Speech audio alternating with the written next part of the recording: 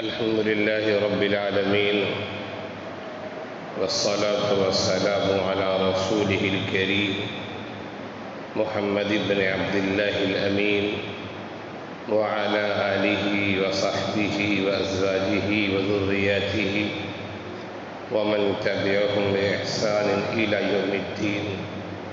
أما بعد، فقد قال الله تبارك وتعالى في القرآن المجيد والفرقان الحميد: أعوذ بالله من الشيطان الرجيم، بسم الله الرحمن الرحيم. ومن يبتغي غير الإسلام دينا فلن يقبل منه وهو في الآخرة من الخاسرين. عزیزان گرامی اور میرے دینی بھائیوں، ابھی ہمارا اپریل کے مہینے میں ہے، جو انگریزی سال یا عیسوی سال کا چوتھا مہینہ ہے، اور ہمارے ملک میں عموماً اس مہینے میں اسکولوں اور کالجز کے امتحانات ہوتے ہیں، اور پھر مئی میں چھٹی ہونے کے بعد یہ کہہ سکتے ہیں کہ جون سے نئے تعلیمی سال کا آغاز ہوتا ہے۔ تقریباً 1.5 ماہ کی چھٹی ایک طویل چھٹی ہے جو اسکول کے طلباء کو خاص طور سے ملتی ہے۔ جس طرح ہمارے مدارس میں رمضان کی چھٹی ایک لمبی چھٹی مانی جاتی ہے، جس کو ہم اور آپ تعطیل کنا کہتے ہیں، تقریباً 1.5 سے 1.25 ماہ کی چھٹی ہوتی ہے۔ اسی طرح ہمارے ملک میں اسکولوں کی جو چھٹی ہوتی ہے وہ بعض اسٹیٹ میں جون میں بھی چھٹی ہوتی ہے اور بعض میں مئی میں چھٹی ہوتی ہے۔ ہمارا آپ جس اسٹیٹ میں تلنگانہ میں، یہاں اپریل کے آخر سے مئی پورے مہینے اور جون کی ابتدائی ایام تقریباً نصف ماہ میں چھٹی رہتی ہے۔ ایک لمبی چھٹی ہے۔ اس چھٹی میں خاص طور سے جو طلباء کے سرپرست ہیں انہیں ایک بات کی طرف توجہ دینے کی ضرورت ہے، اور وہ توجہ یہ ہے کہ ہم اس چھٹی میں اپنے اولاد، اپنے لڑکے لڑکیوں کی دینی تربیت کی طرف خاص توجہ دیں۔ اس لیے کہ اسکول کا جو نصاب ہے، بعض اسکول تو ایسے ہیں جہاں دینیات نام کا کوئی سبجیکٹ نہیں ہے، اور بعض ایسے ہیں جہاں دینیات نام کا ایک سبجیکٹ ہے لیکن وہ برائے نام ہے۔ مسلم طلباء اور مسلم طالبات کے گارجین کو، سرپرستوں کو اس بات کی طرف توجہ دینے کی خاص ضرورت ہے کہ ہم اپنی اولاد کے لیے دینی فکر کو سنبھالیں اور دینی فکر میں لگیں کہ آخر ہماری اولاد مسلمان کیسے باقی رہے گی۔ اس لیے کہ جو اداروں کی تربیت ہوتی ہے اور اداروں کا جو نہج ہوتا ہے اور اسکولوں اور کالجوں کا جو ماحول ہے، اس ماحول میں ہم اپنے مسلمان بچوں اور بچیوں کو دیکھتے ہیں کہ وہ دین سے دور ہوتے چلے جاتے ہیں۔ بہت سارے تو مرتد ہو جاتے ہیں، بہت سارے ملحد ہو جاتے ہیں، اور بہت ساروں کے افکار و خیالات خراب ہو جاتے ہیں۔ ہاں، وہ لوگ اچھے رہتے ہیں جن کے گھر کا ماحول اچھا ہے، یا جن کی دوستی اچھے لوگوں سے ہے، یا جن کے روابط علماء سے، اہل علم و فضل سے ہے، وہ تو اچھے رہتے ہیں۔ لیکن عمومی صورتحال یہ ہے کہ لوگوں کے پاس ڈگریاں تو ہو جاتی ہیں لیکن وہ دین سے دور ہو جاتے ہیں۔ چونکہ یہ تعلیم کے اختتام کا مہینہ ہے اور چھٹیوں کے آغاز کا بھی مہینہ ہے، اس مناسبت سے میں نے سوچا کہ یہ بات کہوں اور یہ بات ان سرپرستوں تک پہنچے اپنے بچوں کو اسکولوں میں پڑھاتے ہیں کہ وہ ان ایام میں اچھی سے اچھی تربیت کریں۔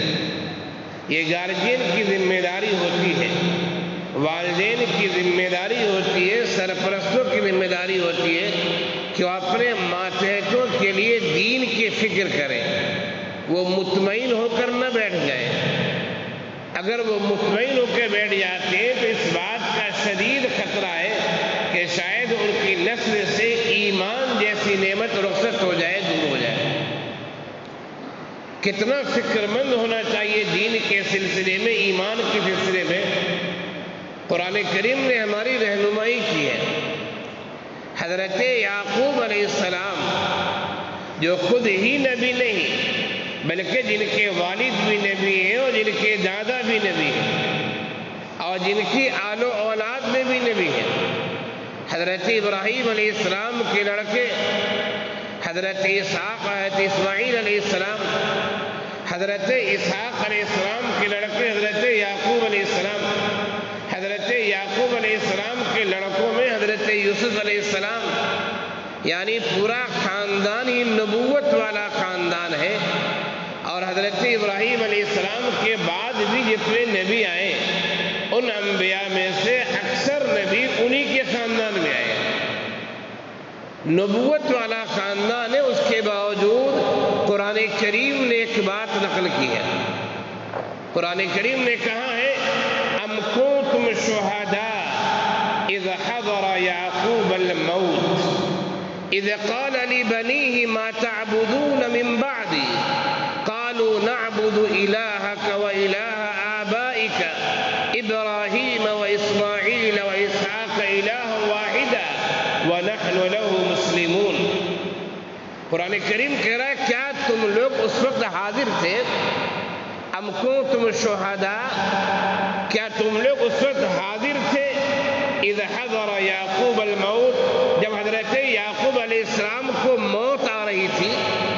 حضرت یعقوب علیہ السلام جس وقت جانکنی کے عالم میں تھے، مرض الموت میں تھے، روح نکلنے والی تھی، کیا تم لوگ اس وقت موجود تھے؟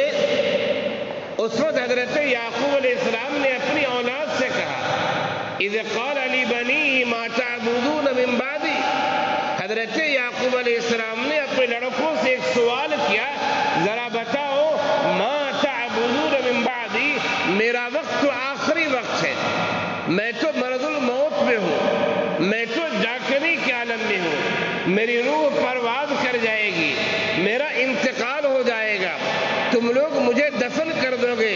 اپنی اولاد سے، لڑکوں سے خطاب کر کے کہا ما تعبدون من بعدی، ذرا یہ بتاؤ کہ میرے مرنے کے بعد تم لوگ کس کی عبادت کرو گے؟ ذرا غور کیجیے، جن کے والد بھی نبی، جن کے دادا بھی نبی، جن کے لڑکے بھی نبی، وہ عظیم المرتبہ شخصیت جن کا شمار اولو العزم انبیاء کرام میں ہے، نبوت والا خاندان ہے، دین والا خاندان ہے، علم والا خاندان ہے، تقوی و طہارت والا خاندان ہے، لیکن ایک گارجین، گھر کا سرپرست، گھر کے والد اپنے بچوں سے پوچھ رہے ذرا یہ بتاؤ ما تعبدون من بعدی، میرے مرنے کے بعد تم لوگ کس کی عبادت کرو گے؟ قالوا نعبد الہک و الہ آبائک، ان لوگوں نے کہا والد محترم ہم اسی معبود کی عبادت کریں گے جو ایک معبود ہے، جو حضرت ابراہیم علیہ السلام کا معبود ہے، آپ کا معبود ہے، حضرت اسحاق علیہ السلام کا معبود ہے، جو ایک معبود ہے جس کی عبادت آپ لوگ کرتے رہے، ہم بھی اس کی عبادت کریں گے۔ قرآن کریم نے اس آیت کو ذکر کرنے کے بعد یہ بتانا چاہ کہ ذرا غور کرو، وہ خاندان جس میں نبوت ہے، وہ خاندان جس میں دینداری ہے، وہ خاندان جس میں تقوی و طہارت ہے، اس خاندان کا سرپرست اپنے ماتحتوں سے یہ پوچھ رہا ہے کہ ذرا بتاؤ میرے بعد کس کی بات کرو؟ اس سے پتہ کیا چلتا ہے؟ اس سے پتہ چلتا ہے کہ اپنی آل اولاد کے بارے میں، اپنے ماتحت باتوں کے بارے میں دیگر چیزوں کے مقابلے میں دین کی فکر زیادہ ہونی چاہیے۔ آج جب آدمی کی وفات کا وقت قریب آتا ہے، اس کی روح نکلنے والی ہوتی ہے، تو مختلف طرح کی وصیتیں کرتا ہے۔ کوئی اپنے بینک بیلنس کے بارے میں بتاتا ہے، کوئی زمین کے کاغذات کو سمجھاتا ہے، کوئی اپنے قرض کے بارے میں بتاتا ہے، کوئی تجارت کے بارے میں سمجھاتا ہے۔ خیر یہ سبھی منع نہیں ہے، لیکن جس چیز کو انسان یاد نہیں کرتا ہے وہ ہے اپنی اولاد کے لیے دینداری کی فکر کرنا۔ آپ پورے سماج کا جائزہ لے لیں، شہروں کا جائزہ لیں، گاؤں کا جائزہ لیں، پورے سماج کا جائزہ لیں۔ کتنے والدین آپ کو ایسے ملیں گے جو اپنی اولاد سے یہ پوچھتے ہو، میرے بچوں بتاؤ، میں موجود ہوں میرے سامنے میں، تم لوگ تو اللہ کی بات کرتے ہو، ذرا یہ بتاؤ میرے بعد تم دین پر باقی رہو گے یا باقی نہیں رہو گے؟ ایسا تو نہیں کہ میرے بعد تم شرک میں مبتلا ہو جاؤ، بدعات و خرافات میں مبتلا ہو جاؤ، رسوم و رواج میں مبتلا ہو جاؤ۔ آپ کو 1% بھی ہمارے سماج میں 1% بھی ایسے والدین نہیں ملیں گے جو اپنی اولاد سے دین کے بارے میں سوال کرتے ہو۔ اس لیے خاص طور سے یہ جو چھٹی ہو رہی ہے، آپ کی چھٹی نہیں ہے، آپ کے تو تعلیمی سال کی ابتدا ہے، آغاز ہے، اسکول کے طلبہ کی چھٹی ہو رہی ہے، ان کے گارجین کو خاص طور سے یہ 1.5 ماہ سے زیادہ کی چھٹی ہے، اس میں غور کرنا چاہیے کہ اپنی اولاد کی ہم دینی تربیت کریں۔ بہت سارے ادارے، بہت ساری تنظیمات، بہت ساری تحریکات گرمائی کورس چلاتی ہیں، دینی گرمائی کورس۔ ایسے کورس میں بھی اپنی اولاد کو شریک کرنا چاہیے، اس لیے کہ اس نے 10 مہینے جو تعلیم حاصل کی، اسکول کے ماحول میں تعلیم حاصل کی، جہاں ناچ بھی ہو رہے تھے، گانے بھی ہو رہے تھے، میوزک بھی چل رہی تھی، ناچا بھی جا رہا تھا، ان کی دینی تربیت نہیں ہوئی ہے۔ اگر ہم نے اس چھٹی میں گرمائی تعطیل میں اپنی اولاد کے لیے دینی تعلیم کی فکر کی تو قوی امید ہے کہ انشاءاللہ ہماری اولاد صحیح راہ پر رہے گی۔ اس لیے کہ دین اسلام اگر ہاتھ سے چھوٹ گیا تو پھر ہماری آخرت چلی جائے گی اور آخرت میں ہم ناکام و نامراد ہوں گے۔ قرآن کریم نے صاف صاف کہا ہے کہ وَمَن يَبْتَغِي غَيْرَ الْإِسْلَامِ دِينًا فَلَن يُقْبَلَ مِنْهُ وَهُوَ فِي الْآخِرَةِ مِنَ الْخَاسِرِينَ، کہ جو آدمی اسلام کے علاوہ کسی اور دین کو اختیار کرتا ہے وہ انسان ناکام و نامراد ہوگا، آخرت میں حسرت و یاس کے علاوہ کچھ بھی اس کے ہاتھ میں نہیں ہوگا۔ تو آج کے بیان کا یہ پیغام ہے اور یہ پیغام دور دور تک پہنچے کہ ہمارے اسٹیٹ میں یعنی تلنگانہ اسٹیٹ میں چند ایام کے بعد چھٹیاں ہوں گی، اسکول کے بچوں کی چھٹیاں ہو جائیں گی اور تقریباً یہ چھٹی 1.5 ماہ رہے گی۔ اس 1.5 ماہ کی چھٹی میں ہمیں چاہیے کہ اپنی اولاد کے لیے دینی فکر کریں اور انہیں ایسا ماحول دیں، ایسا ٹیوشن لگا دیں، انہیں ایسے کوچنگ سینٹر میں داخل کریں یا ایسی جگہ پہ لے جائیں کہ ہماری اولاد دینی تعلیم کو حاصل کر سکے، تاکہ اسکول میں جو انہوں نے تعلیم حاصل کی ہے اور اس تعلیم میں جو کچھ خرابیاں آ گئی ہیں، اس گرمائی کورس کو حاصل کر کے اور پڑھ کر اس کے اندر دینداری آ جائے، تقوی آ جائے اور صحیح سمجھ آ جائے۔ اللہ تعالی ہم سب کو کہنے سننے زیادہ عمل کی توفیق عنایت فرمائے۔ وآخر دعوانا ان الحمد للہ رب العالمین۔